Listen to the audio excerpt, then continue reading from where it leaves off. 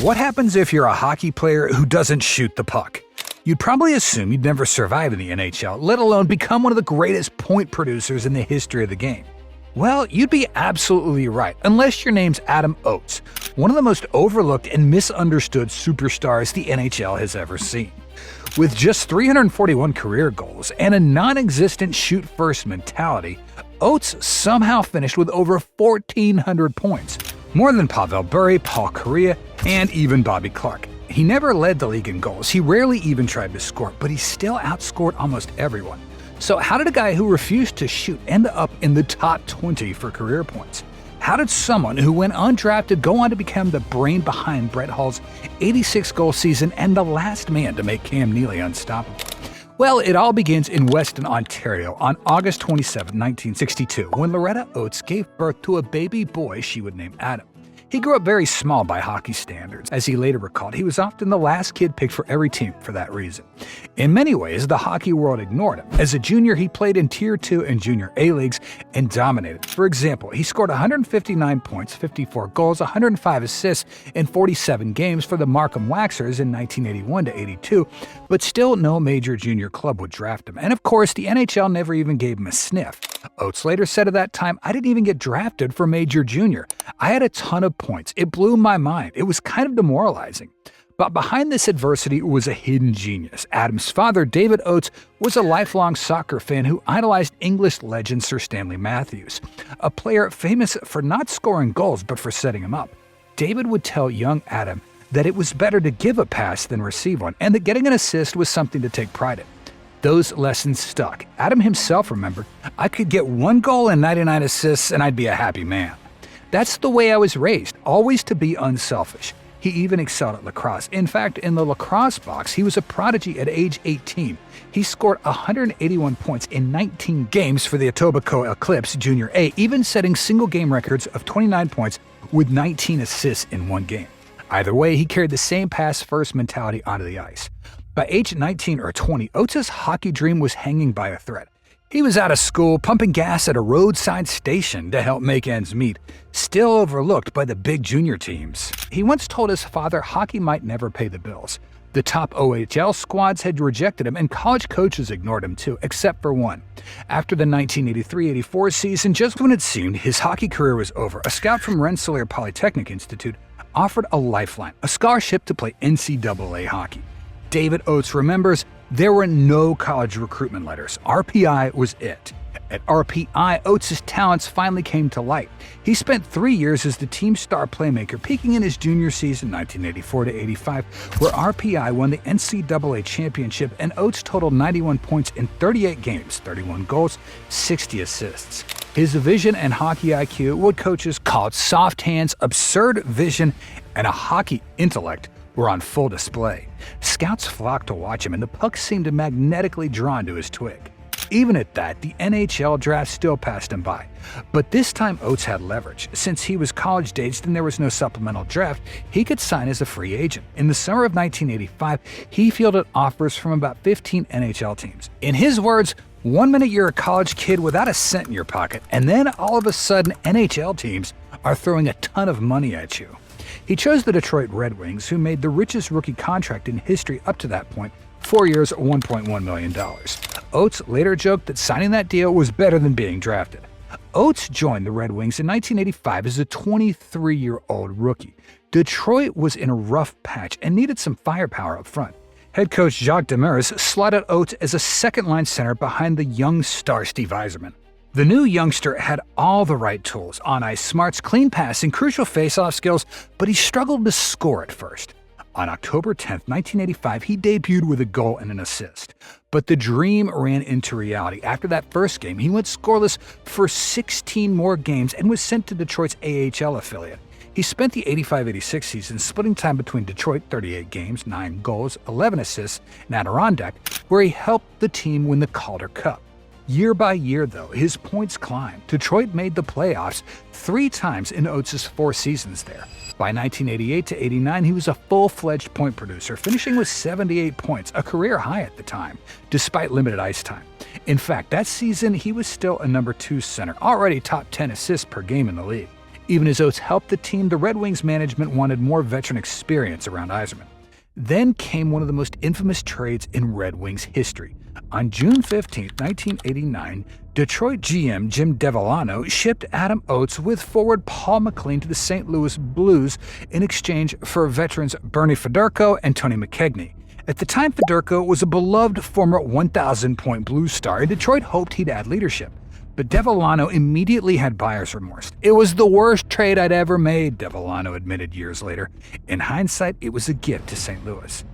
Demers, for his part, thought that the Red Wings needed experience, but Detroit fans soon realized they'd been robbed. Federko retired shortly after, McKegney was traded away, and Yzerman had to carry the scoring load. For Oates, on the other hand, the trade was a blessing in disguise. As Devellano put it, trading Oates was the kickstart that he needed to get his butt in gear. And right across the trade, the Blues had a new rookie phenom named Brett Hull. In St. Louis, everything clicked. The Blues put Oates on the top line with left winger Brett Hull, and magic happened almost overnight. Oates' very good assist game became elite. He quickly gained the reputation as one of the NHL's premier passing centers and became the #1 setup man for Hull. In the 1989-90 season, Oates exploded for 102 points, 23 goals, 79 assists, his first 100-plus point year. The year after, he jumped to 115 points for 29 goals and 86 assists. Brett Hull's goal totals exploded in those 2 seasons, thanks a lot to Oates' dishing abilities. Hull potted 72 goals in 1989-90, and then 86 goals in 1990-91, the latter being the 3rd highest single-season goal total in NHL history.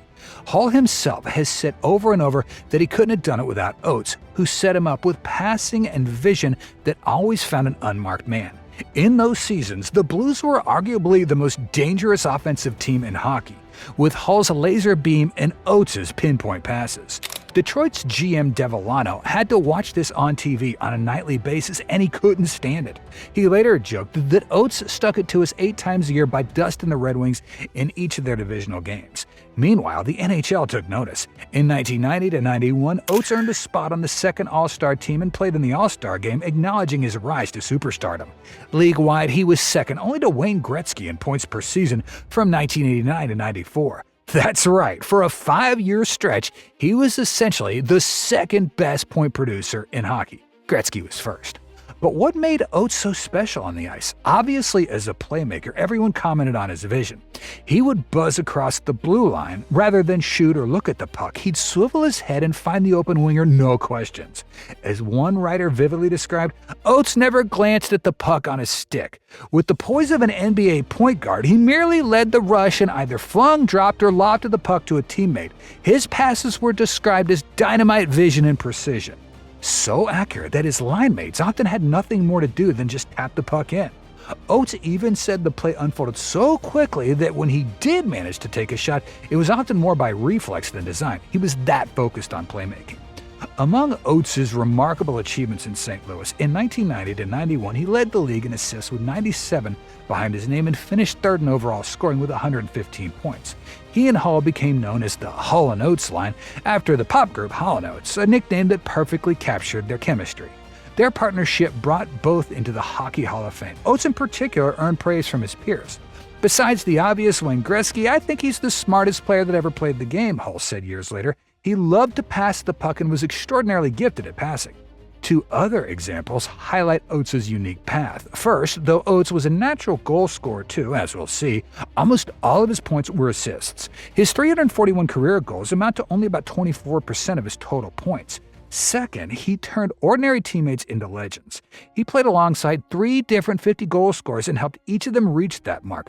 Brett Hull's 72 and 86, Boston's Cam Neely's 50 and 93-94, and Washington's Peter Bondra's 52 in 1997 and 98 all came when Oates was their center. No other NHL center in history has had that distinction. Those feats highlight that Oates' talent was not about personal scoring records, but about making the entire team better. In early 1992, the St. Louis Blues dealt Oates to the Boston Bruins. Washington Post coverage notes St. Louis lost patience with his contract demands, and Boston sent Craig Janey and others to St. Louis for Oates. In Boston, Oates immediately became the top-line center behind power forward Cam Neely. This pairing, again, was lethal. The 1992-93 season was Oates' absolute peak in terms of points. He led the entire NHL with 97 assists that year, finishing the season with 142 points, 45 of them being goals. Remarkably, those 142 points made him the third highest scorer in the league. Only Wayne Gretzky and Mark Messier had more. On one night in the 1993 All-Star Game, he set a record by tallying 4 assists in one period, a glimpse of the gift that was his playmaking ability. Boston thrived around him. In 1993-94, he again led Boston in scoring 112 points and finished third in the league. Neely got 50 goals that year with plenty of help from Oates' cross-seam dishes. And as we said, in 5 seasons from 1989-90 through 93-94, the only player who outpointed Oates was the great one himself. Sports writers marveled that Oates could challenge the all-time greats, and not by scoring, but by feeding them. Despite the success, Oates always remained humble. He never cared about showboating for the crowd. Those years in Boston earned him a reputation as gentlemanly and classy. 6 times he was a finalist for the Lady Byng Trophy for sportsmanship. The hockey world took notice. NHL.com later summed him up as a consummate playmaker who had the 4th most assists of any center in history. By now, he had 5 All-Star Game appearances under his belt, and records piled up. For a time, he was the fastest player ever to 1,000 points, and he became the 8th player in history to reach 1,000 assists. After the 96-97 season, Boston traded Oates to the Washington Capitals in March of '97. By then, he was a seasoned vet at age 34. In Washington, he quickly took on a leadership role, eventually becoming team captain.